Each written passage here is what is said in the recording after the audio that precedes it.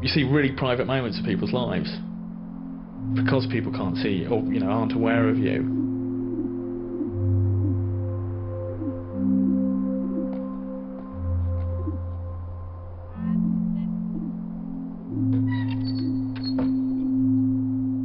Last Saturday I was working over looking at a shopping centre car park. And you'd see couples walk in. They walk in, especially like, young couples holding hands, etc. And you see, you come back, and sometimes you notice them coming back, 3 hours later, miles apart. Obviously had a really bad shopping trip or something like that. And it's just odd, little vignettes of people's lives that you think, it does make you smile. Yeah, and you've made a little story up about their life in your own head. You think, well, yeah, they do this and do that, and that's what they do.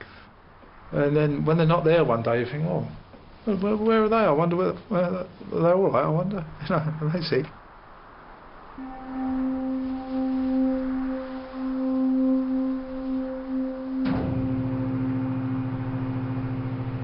If you did meet the same person on the street, then you'd think twice. You wouldn't introduce yourself, but you'd stop and think and turn your head when they walk by, It's as if to say, look, I'm part of your life, but you don't know it.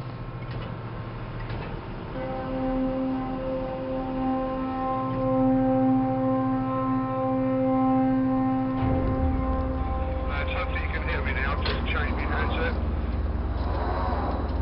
Yeah, go. Okay, so I'm sure for this code, and then with those things. Okay. Your bus ring at 2. You're coming down nice and slow now. Bye, bastard, son.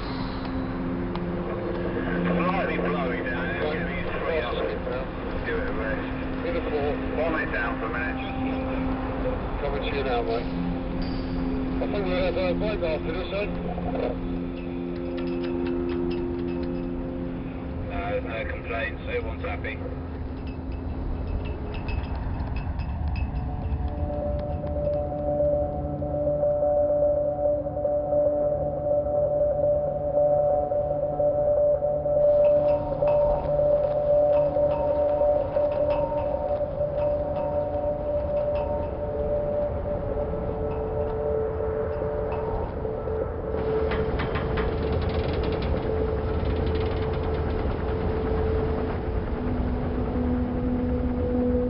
On a rain day, it's no problem. You feel happy because you're up there and dry and you're in the warmth. So it gives you a little sense of glee. I've always been fascinated by the showers. It might be raining here, 100 metres away, it's not. You can see a storm develop sort of 10-15 miles away. You can see the cloud shapes. You can watch the rain come in, and the rain physically comes in as a wall. You can see that curtain moving across the town, moving across the sea.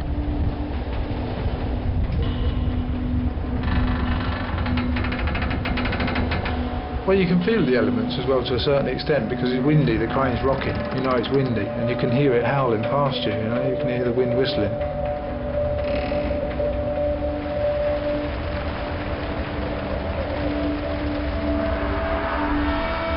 When it's pouring rain, you can hear it banging on the roof of the cab. I mean, considering you are in the warm and the dry, you are quite in touch with the weather. I'm sure there's more umbrellas in London than anywhere else. It seems okay to have a brolly, but it's just not okay from Birmingham to have a brolly. People don't have brollies. It's raining, you just get wet. In London, everyone seems to, wee, how important, I've got a brolly. But then you can't walk down the street and people going, and just brollies clanging everywhere.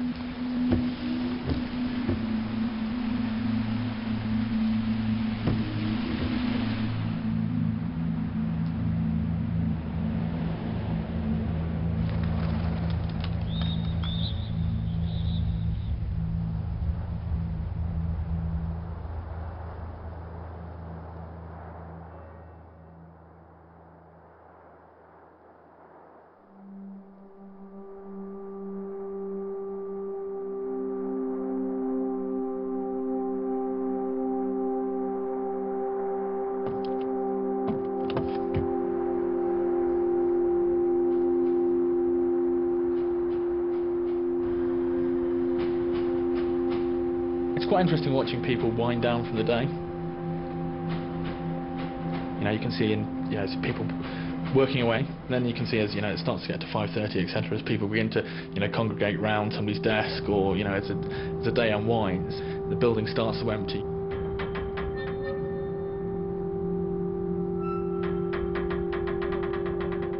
Some buildings, if you look at it in the darkness, and you can see everybody working, do a couple of lifts, or do something, and come back half an hour later and the building's just emptied.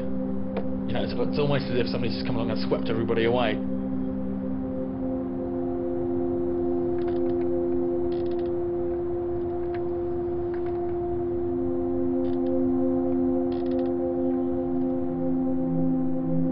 And then, other buildings, it seems to be probably lawyers, still burning the midnight oil.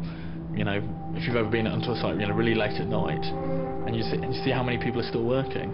Whether there are people working overnight or just people who just can't leave their desk.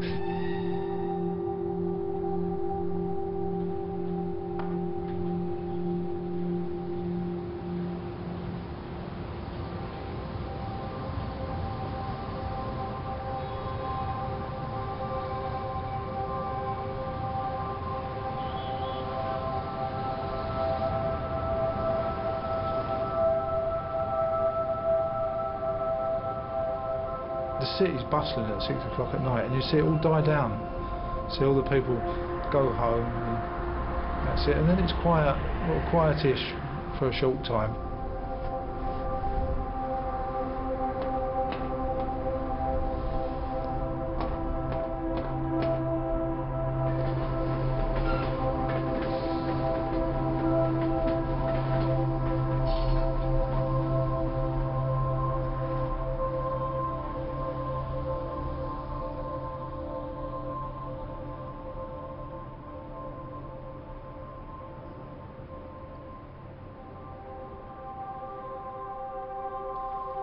All the Canary Wharf's lit up, all the rivers lit up, and it's just a fantastic view.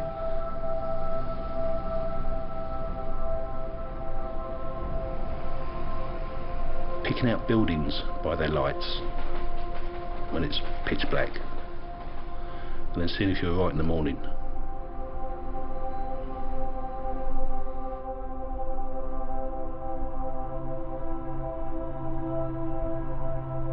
That contrast of how night and day, how it reverses the actual fabric of London.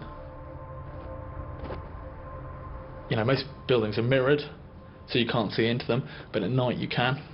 You can see the insides of buildings and just the outside of them.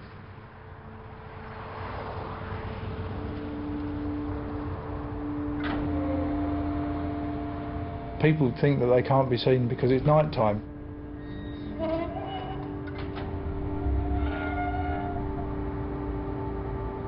Quite an elderly woman who used to do a hoovering at 3 o'clock in the morning naked, which was, pretty strange. It was one of those situations as well where only the crane drivers could see her. You look a couple of times and you think, oh goodness me, she's at it again, and that's it, More embarrassing really than anything.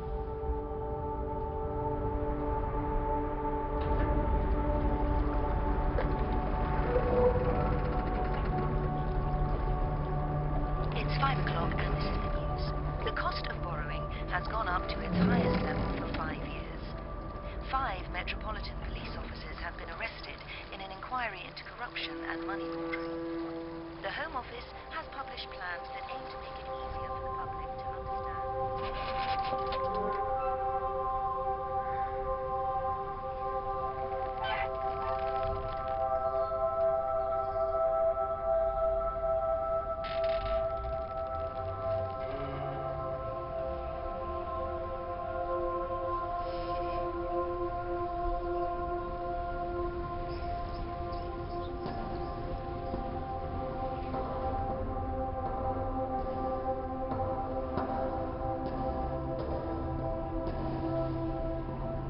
Coming down, it's like coming down of a cloud. You sort of come down and it just disappears, and then you're back on normal ground again. You think, Jesus, what a different way of life down here than what it is up there. We get new operators that we are old operators called cab happy, and they just want to stay in the cab all the time. You know, it's hard to get them out. Well, I think all crane operators, to some degree, I think, are cab happy. When you're on the floor, you always miss being in the crane.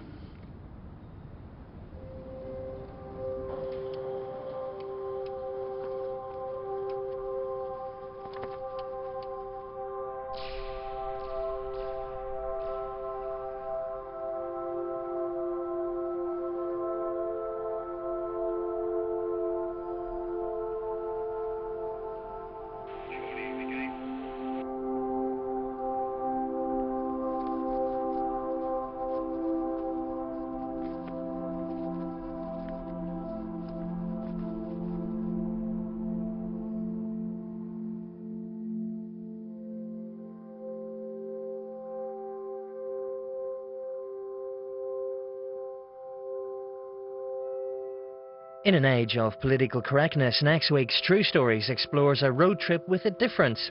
The Last American Freak Show does exactly what it says on the tin next Tuesday night at 10. Next tonight, though, the horrifying truth about what happens at one of America's most photographed landmarks.